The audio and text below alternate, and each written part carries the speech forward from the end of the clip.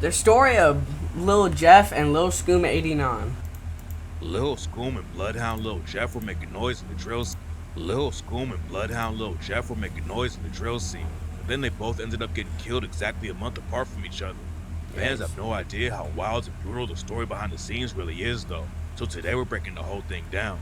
On July 8, 2024, the Chicago PD responded to a shooting on 89th and Langley and found Lil Scoom on the street with 2 gunshots in his chest. He was rushed to the hospital, but by the time he got there, it was already too late, and Scoom was pronounced dead.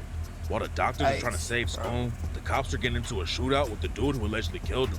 When the cops rode up on the scene where Scoom was shot, they spotted a dude leaving on foot with a gun. The cops tried to chase the dude down, but he upped his strap and started shooting at them.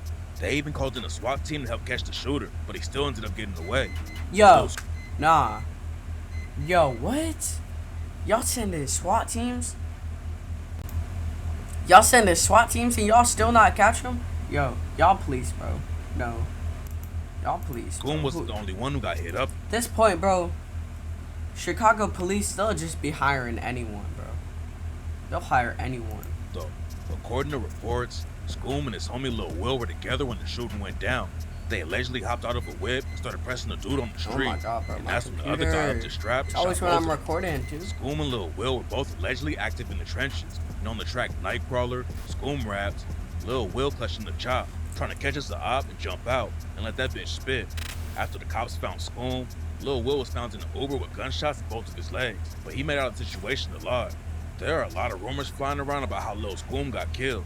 Some people are saying he got backdoored, and his mom even hopped on social media and said that she talked to Scoom right before he died, and he told her he didn't feel right, and the people around him. However, I'm gonna assume all the laughs and jokes I said because me and my baby had talks about this. He wasn't afraid, but one thing for sure, my baby called before he left saying he ain't feel right.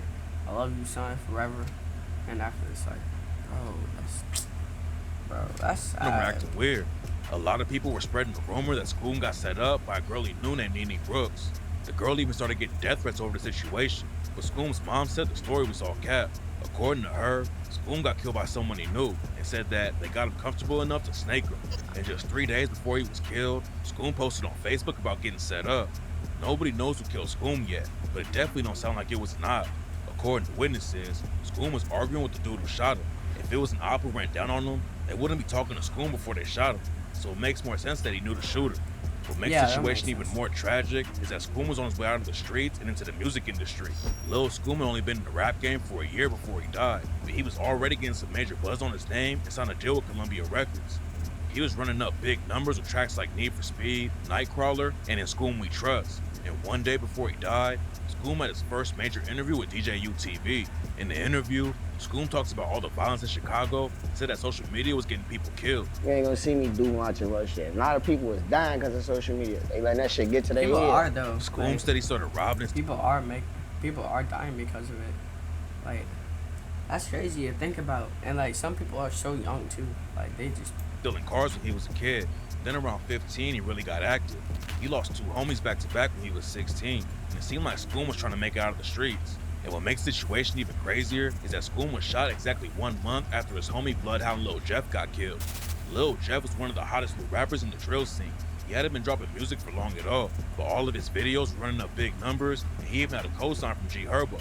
Scoom and Lil Jeff were tight and had linked up in the studio on tracks like Exotics and Rack to LA, but they had street ties that were deeper than rap. And Lil Jeff wasn't just popping in the rap game. He was allegedly one of the most active shooters in the city. Lil Jeff repped the Bloodhounds on the east side of Chicago, and rumors are flying that he was killed over their beef with a set called Trap City. The Bloodhounds are more like a click-up between different sets, and some dudes from Trap City used to claim it too. Jeff was also affiliated with Drill City, and they were clicked up heavy with Trap City for over 10 years. The sets were cool for a long time, but then something went down and sparked up a deadly beef and allegedly got Lil Jeff killed. It's not clear how it all started, but rumors say that a dude from Trap City named Lil set up a Drill City Bloodhound affiliate named Z Money. Rumors say that the whole situation started over a stolen gun, and Z Money ended up getting killed. According to police, Z Money was shot in Avalon Park while he was trying to run away from someone who was shooting at the car he was waiting in. Z Money's homie fired back, but when he saw Z Money had been shot and was dead on the ground, he took off and fled the scene. Z Money was transported to the hospital, but by the time he got there, he was already dead. His mom asked the doctor how many times he'd been shot, and the doctor said they stopped counting after 29. Z Money's killer was never. What? What? How many times he's been shot, and the doctor said they stopped counting after 29. Z Money's killer. Yo. 29?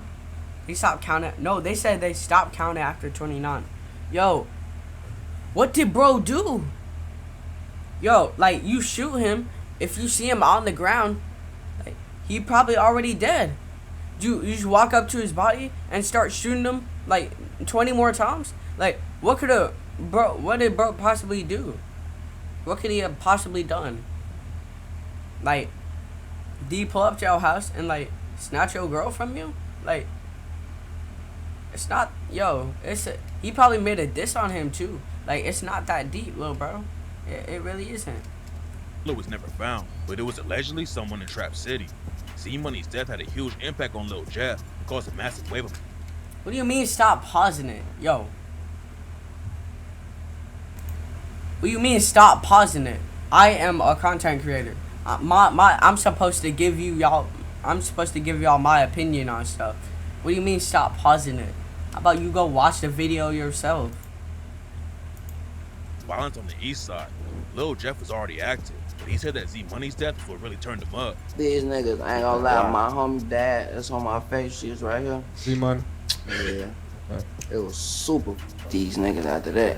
Fuck everybody after that. By the time he died, some people claim that Lil Jeff had caught 10 bodies. And what's really crazy about the rumors is that he only jumped off the porch when he was 18. Back in the day, Lil Jeff was focused on basketball and didn't even gangbang. His older brother was active though, so Jeff was still exposed to everything that was going on in the trenches. And when he was 14, somebody shot up Jeff's crib and a bullet almost hit him in the head. By the time Lil Jeff actually hopped off the porch, he already knew how to move in the streets and allegedly started putting major pressure on the ops. Lil Jeff's closest homies in the Bloodhounds were Q50 and Burt, and all three of them were allegedly sliding on Trap City's block and other op hoods. Burt was actually Lil Scoom's blood cousin, and he's also the one who told Lil Jeff to hop in the booth, but Jeff kept both feet in the trenches, even after he started popping off in the rap game. Z Money's death sparked a huge wave of violence on the east side, and Q50 and Lil Jeff were allegedly a big part of it. Rumors said that Q50 was shot after Z Money was killed, but then the Bloodhounds allegedly clapped back and killed Lil from Trap City. On June 25th, 2023, Lil got into the back seat of a Lyft ride.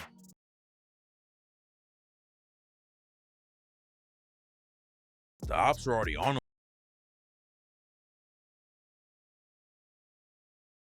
him though, and before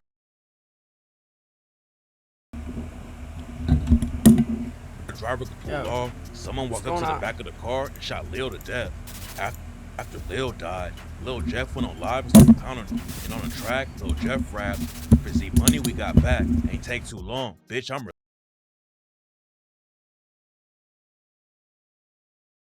relentless."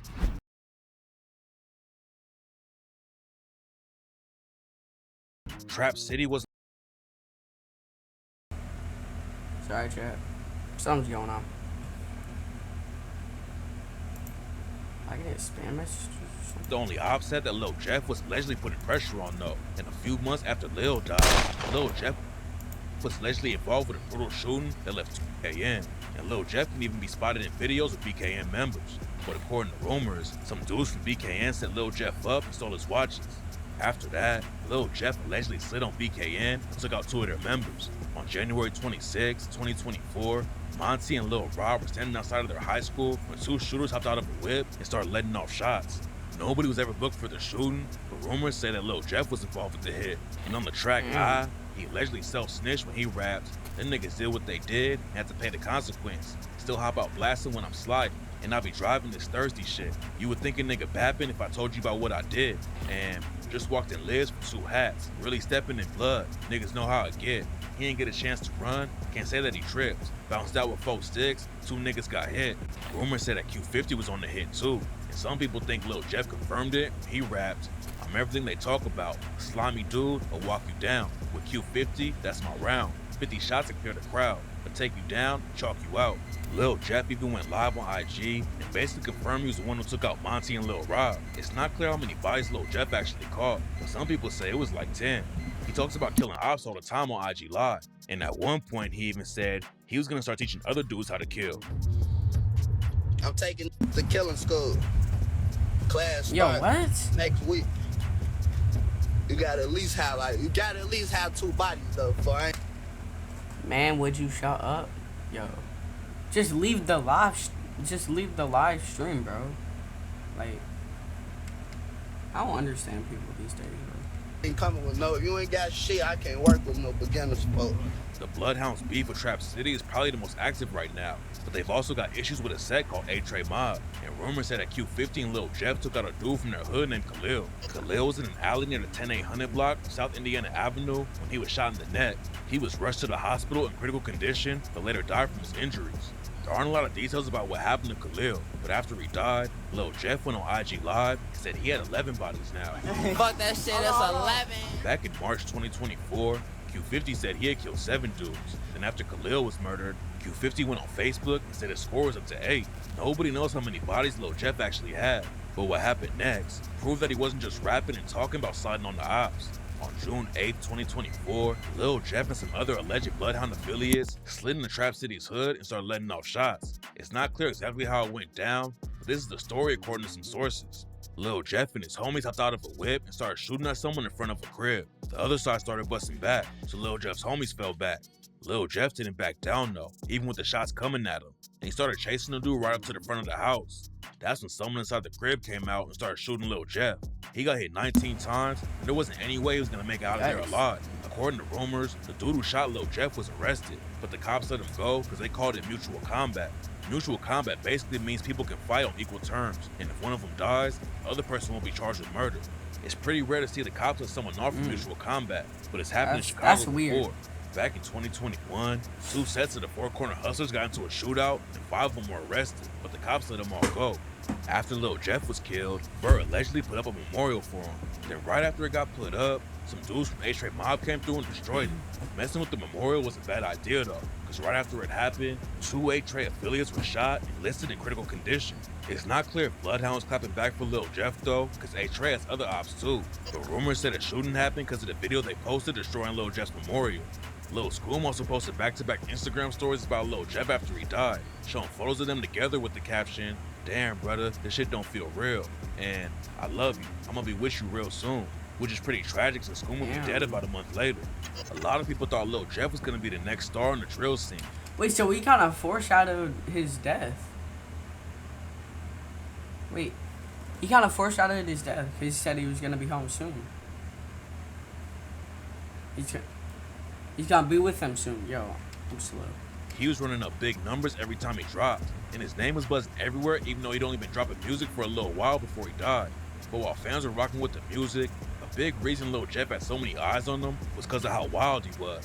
He was always going live on IG dissing the ops, talking about how many bodies he had. And when Lil Jeff went on DJ UTV for an interview with Q50 and Vert sitting next to him, they went viral again for breaking down the Percocet and snoring it in the middle of the interview. If Lil Jeff focused on the music, he could have been big. Adam22 from No Jumper said that right before Lil Jeff died, they were talking about getting an interview set up, which would have put way more eyes on Lil Jeff. Lil Scoom and Lil Jeff both had a lot of potential to make it into the rap game, but now we'll never get to see them blow up. Drill fans usually follow what's going on in the south side of Chicago, but right now the east side is really heating up, and unfortunately the violence is probably about to get even worse. Damn, bro.